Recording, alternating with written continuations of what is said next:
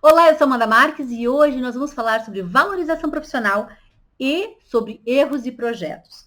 Eu vou mostrar, inclusive, para você alguns erros que foram cometidos em projeto que realmente viraram um caos, porque foram para a obra e foram executadas essas obras naquele caos, como ficou no projeto. Eu vou mostrar esse projeto para você mais à frente nesse vídeo.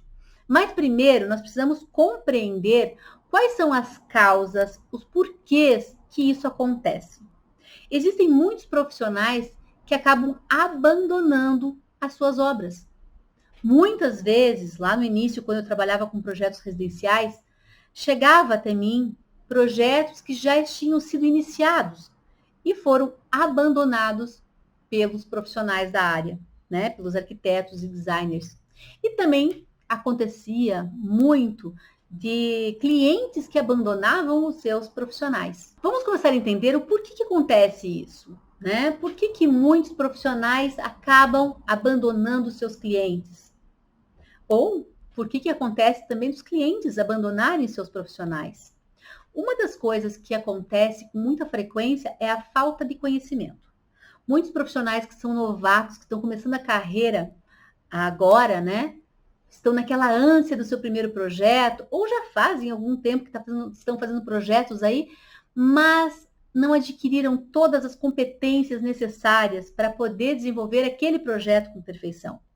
E aí, aquele profissional, no desespero de não ficar com obras, de não ter projetos para executar, fecha a um preço muitas vezes muito baixo um projeto e na hora de executar, algumas situações podem acontecer.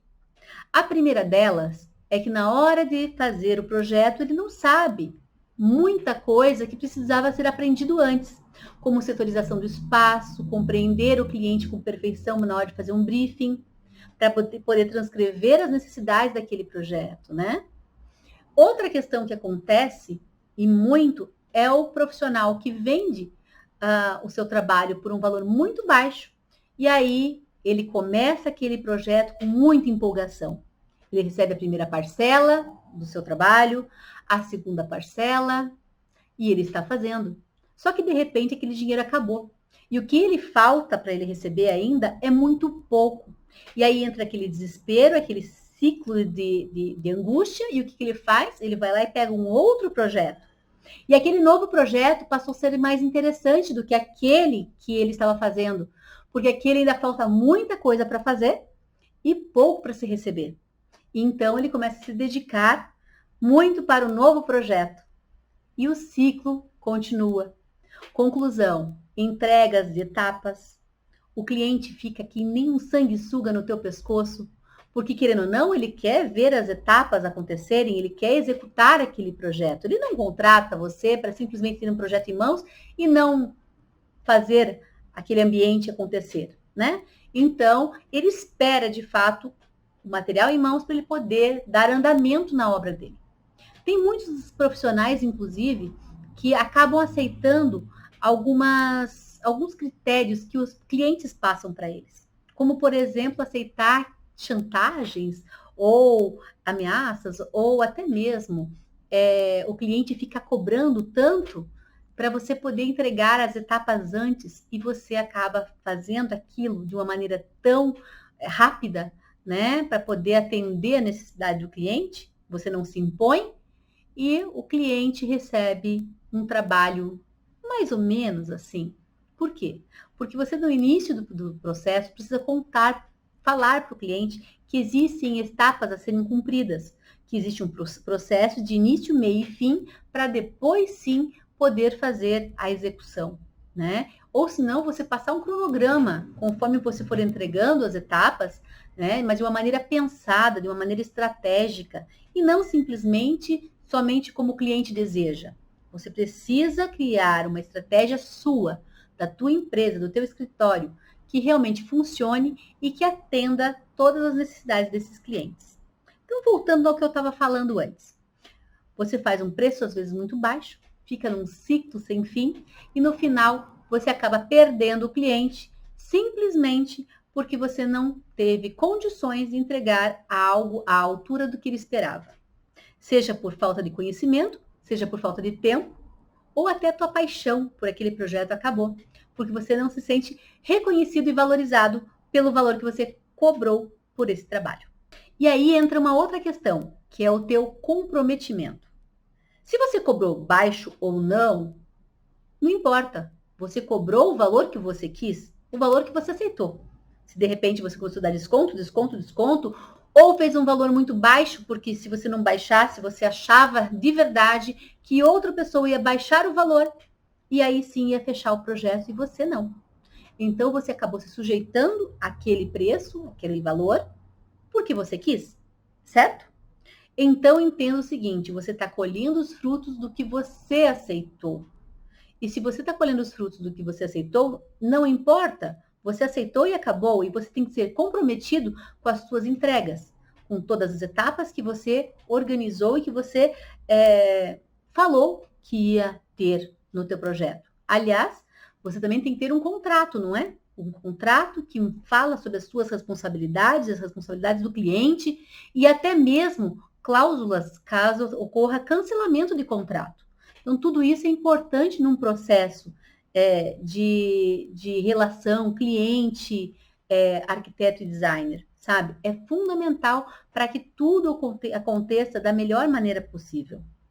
Mas também existem outras questões que podem acontecer aí nesse processo.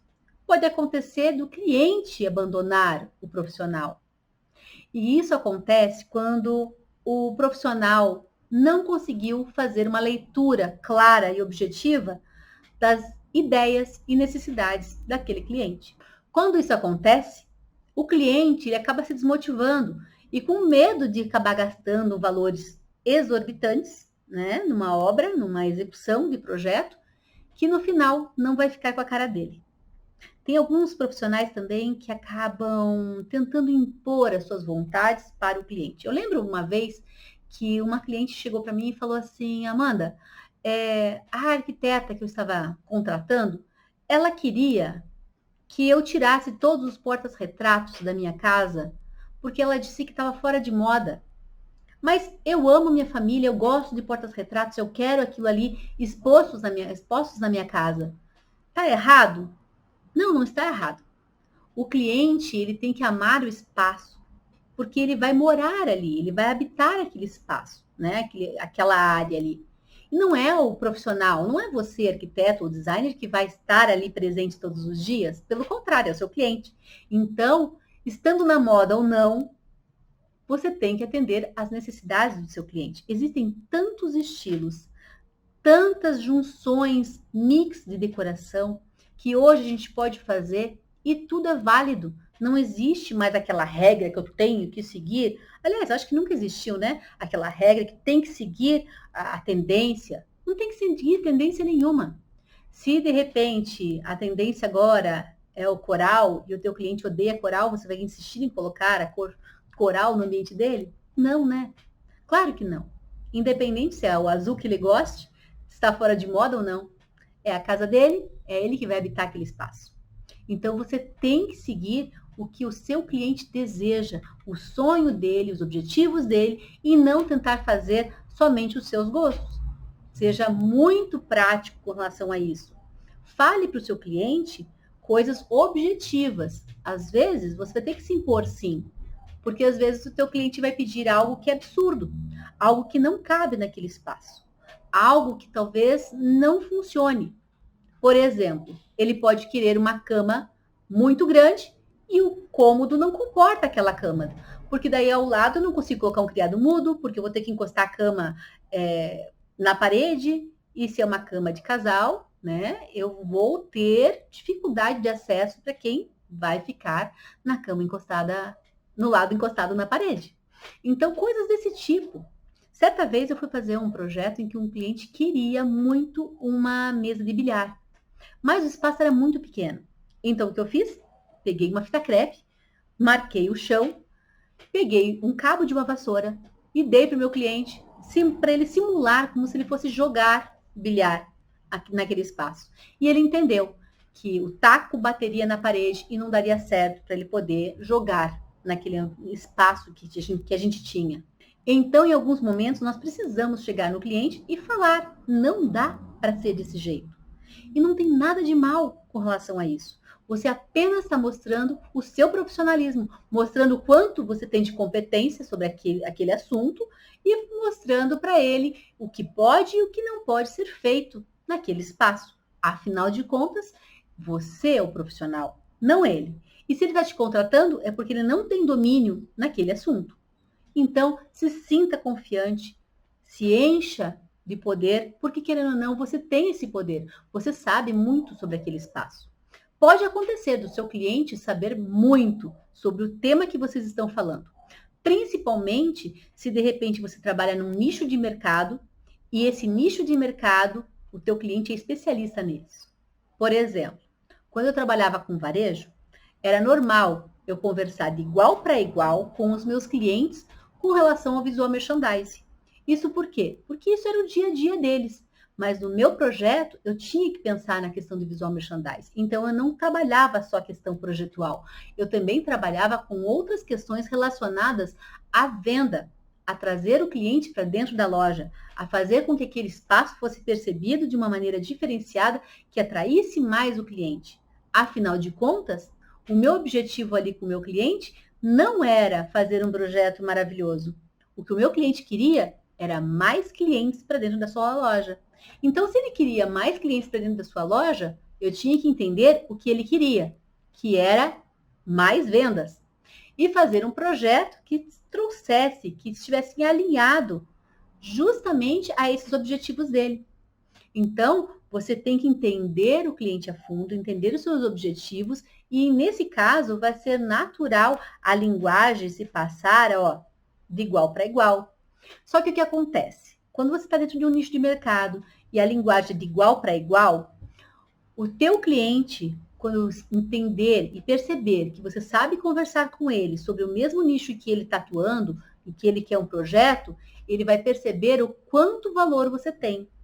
Se você comparar você com outras pessoas que vão estar ao seu lado, que não têm o mesmo conhecimento que você, que não têm o mesmo know-how do que você. No meu caso, que era visual merchandising e varejo, né? As pessoas que estavam sempre competindo comigo, muitas delas, não todas, mas muitas delas, eram pessoas novas que estavam começando a carreira. E elas não tinham noção de varejo, elas não tinham noção de como o mobiliário tinha que ser colocado de uma maneira estratégica para fazer com que o cliente ele entrasse na loja, e eu estou falando do cliente do meu cliente, tá? Ele entrasse na loja e consumisse mais, fazendo com que ele tivesse um circuito dentro da loja, para que ele pudesse observar todos os itens, e a altura que cada item fica naquela loja, ele vai influenciar para ter mais ou menos vendas daquele produto. Então, eu vou valorizar alguns itens mais do que outros. Por quê? Porque eu estou posicionando de uma maneira estratégica naquela loja o que eu quero evidenciar, né? E muitos dos meus concorrentes não sabiam disso. Muitos dos meus concorrentes não conseguiam enxergar isso. E era aí que eu me diferenciava com os meus clientes. Então, quando for necessário, fale não ou sim para o seu cliente, mas sempre buscando as informações técnicas que você tem domínio. E outra questão muito importante, escute muito, muito o que o seu cliente tem a lhe falar, porque muito do que você precisa fazer está nas mãos dele. Ele vai te trazer informações que são fundamentais para você executar o projeto. Sem essas informações, você não tem o que fazer. Utilize estratégias das mais variadas possíveis. Imagem, internet, Pinterest, não importa. O importante é você conseguir trazer do seu cliente informações que façam com que você consiga compreender com perfeição os sonhos e desejos deles, para daí você conseguir fazer um projeto à altura do que ele deseja. Porque já pensou? Se você não conseguir identificar, ele vai falar mal de você e vai virar as costas e pode te abandonar. E isso não é um sentimento agradável. Outro problema que acontece é a demora nas entregas ou a falta de comunicação. Então, cuide com esses detalhes que são fundamentais para que você consiga ter aí uma relação agradável e cheia de boas surpresas com seu cliente. Mas agora, eu vou mostrar para você um projeto que chegou até a minha mão há algum tempo e estavam com algumas coisas bem difíceis de resolver. E o detalhe, a obra já estava executada. Então, eu vou mostrar para vocês esse projeto, para você entender como foi solucionado o problema e quais foram as alterações que eu indiquei. Antes de eu começar a mostrar o projeto para vocês, deixa eu falar um pouquinho do cliente, como eles são, tá? É um casal de aproximadamente 30 anos, e eles estavam prestes a casar, então esse era o primeiro imóvel deles. E eles estavam cheios de sonhos, objetivos, vontades. Ela querendo muitas coisas e em muitos momentos ele podando os desejos dela, porque ele que cuidava do orçamento. Então, muitas coisas ela queria e ao mesmo tempo ele acabava travando em algumas questões. Mas no final ficou esplêndido e ficou algo muito bacana. Deu muito certo a resolução que a gente encontrou no processo, tá? Então vamos lá. Aqui, ó, eu tô com a planta baixa, tá, do apartamento. E eu vou mostrar para vocês somente a planta baixa, tá, gente? Eu não vou mostrar as outras partes do projeto, porque senão esse vídeo vai se alongar muito. E a intenção aqui é eu mostrar algumas resoluções que foram feitas. Então, olha só, aqui nós temos o hall de entrada. E logo de entrada aqui nós temos um lavabo, certo? Logo que a gente chega na cozinha, nós temos nosso primeiro problema a ser resolvido. Porque olha só, gente, olha esse mobiliário, tá? A distância que eu tenho dessa bancada aqui, ó, até a outra ponta, é de 45 centímetros. Até aí tudo bem, porque eu preciso aí de uma distância de, no mínimo, 40, 45 centímetros para acomodar um prato e poder fazer uma refeição. Até aí tudo bem. A questão é que eu só tenho dois lados aqui, ó, para poder acomodar todos os utensílios da cozinha. E essa cozinha, ela não é tão pequena assim. Eu poderia acomodar melhor os itens. Então, a opção aqui é a gente pegar e deixar, fazer uma remodelagem dessa cozinha, para a gente poder aproveitar o balcão, fazer um balcão de apoio embaixo. E que comporte aqui pessoas sentadas, que tenham ali um vão ali de 30 centímetros para elas poderem colocar as pernas ali embaixo da bancada. E do outro lado, uma bancada mais baixa para poder utilizar melhor esse espaço aqui e acomodar os utensílios da cozinha, tá? Então, essa é a melhor opção para essa situação. Então, o dimensionamento aqui realmente está muito, muito precário. Vamos continuar aqui? Vamos, então, olhar aqui, ó, agora nessa região da mesa. E vamos ver a distância que nós temos desta mesa aqui até a porta. Nós temos até a porta 2,84 metros. E aí você pode se perguntar, será que eu conseguiria colocar uma mesa aí para 6 pessoas? Bom, se a gente deixar nesse sentido que a mesa está, não daria. Pelo seguinte, essa mesa, ela tem já uma distância, um comprimento de 1,60 m. O que daria para colocar 6 pessoas sentadas e acomodadas nessa mesa com tranquilidade. Porém, para eu poder puxar a cadeira, sentar e me acomodar, sem ter circulação atrás, eu preciso de 60 centímetros. Então, eu vou puxar essa mesa para frente apenas 60 centímetros, como se eu fosse acomodar uma cadeira ali rente à parede, certo? Então, deixa eu mover aqui esse móvel 60 centímetros para cá. Conclusão, vai ficar mais ou menos aqui, certo? Vai ficar aqui. Então, eu vou ter 60 centímetros aqui, e aqui, gente, eu tenho uma circulação pequena. Conclusão, as pessoas conseguem sentar, mas para poder transitar ali, não tem condições. O ideal, então, nesse caso, seria eu rotacionar aqui esse mobiliário em 90 graus aqui. Então, aqui nós vamos ter 60 centímetros de distância, e aí sim eu tenho uma boa circulação, porque aqui, ó, a circulação que eu tenho dessa ponta aqui até essa parte aqui que é menor, daria 83 centímetros, tranquilamente para eu poder circular. E aí sim eu conseguiria deixar uma mesa aqui para 6 pessoas. Porém, eu gostei da escolha, da maneira que foi posicionada essa mesa, porque ali a gente pode fazer um trabalho, inclusive na parede, fazer um madeirado, fazer algo bonito que vai fazer um ambiente bem agradável, bem inteligente para essa função. A sala aqui está com medida padrão, não tem muito o que fazer, não tem espaço, pelo tamanho do sofá que eles pediram, não tem espaço para poder colocar nenhum aparador, nenhum mobiliário ao lado, tá? Aqui nós temos a varanda, com uma churrasqueira. Agora vamos entrar aqui pelo corredor e entrando na circulação que vai dar acesso aos quartos. E aqui eu quero parar. Eu quero parar e mostrar para vocês o que aconteceu aqui. A opção que a profissional deu foi colocar um armário no corredor e eles pediram um escritório. E foi feito um escritório aqui, ó, né? Então, assim, na área do quarto, nós temos aqui, do quarto vai para um closet, e esse closet ficou pequeno, e nós temos aqui esse escritório que não tem ventilação nenhuma, gente. Não tem janela, e, por favor, ele tem 2,20 m. 2,20 m, gente, é aproximadamente o tamanho de um elevador, tá? As medidas de um elevador.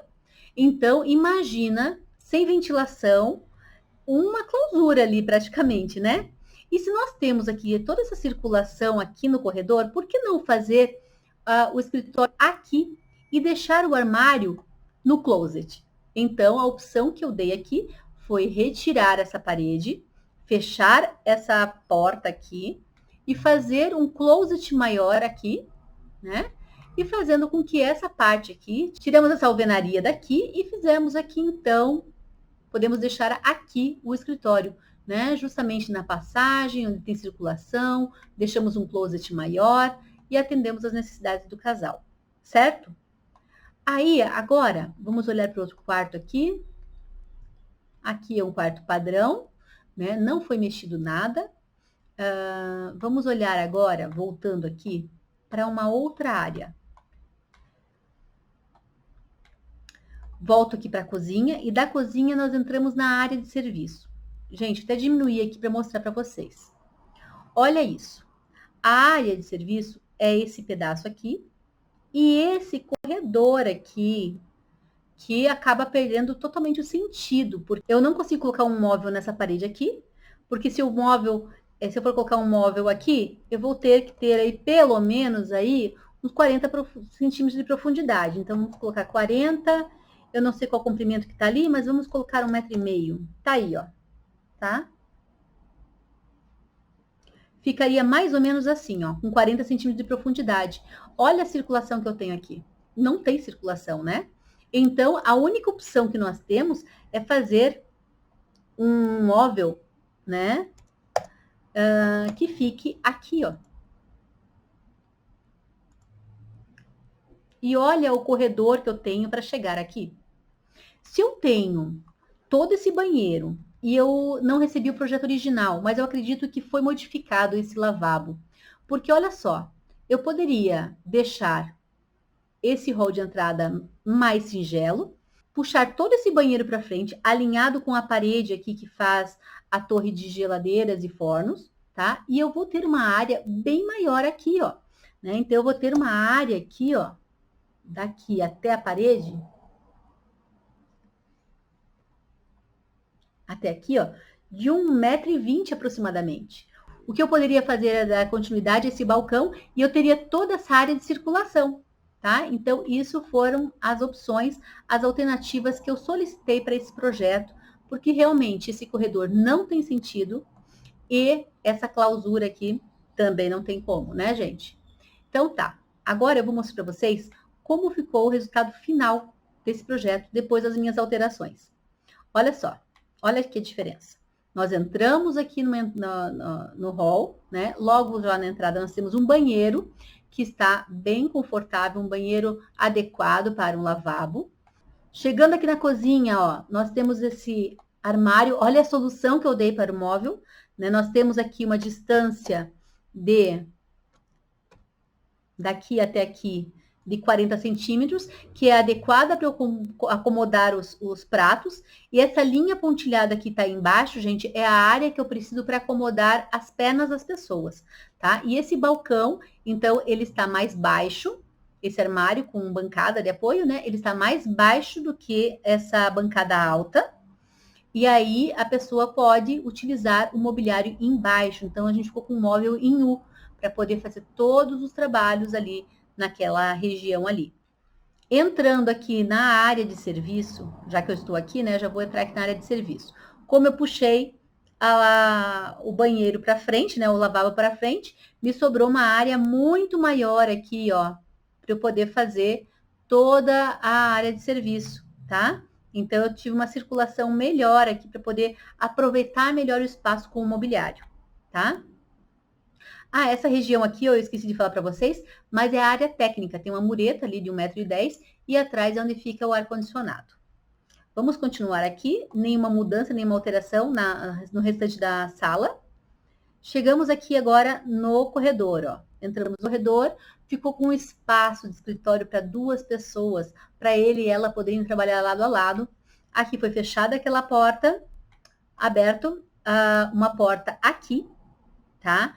Por que nessa posição aqui? Porque antes a porta ficava lá, né, gente? Por que eu abri a porta aqui? Para a gente poder ter uma parede maior, para acomodar uma televisão maior, caso eles queiram, tá? E também para aproveitar toda essa parede aqui de mobiliário. Então, eu tive todo um aproveitamento de mobiliário melhor distribuído para o casal, certo? Bom, essas foram as alterações que eu fiz nesse projeto, né? Que eu solicitei nesse projeto para melhor adequação do cliente. Então é isso. E aí, gostou de tudo que foi feito, gente? Deixa seu comentário. Se você tiver outra alternativa, outra coisa que você acha que poderia ser feito nesse projeto, uma mudança melhor que a opção que eu dei, então comente aí embaixo e a gente vai trocar figurinhas aí para poder achar novas alternativas. Deixa teu like se você gostou e não esqueça de se inscrever no canal, caso você ainda não seja inscrito aqui. E nós nos encontramos num próximo vídeo. Até mais. Tchau, tchau.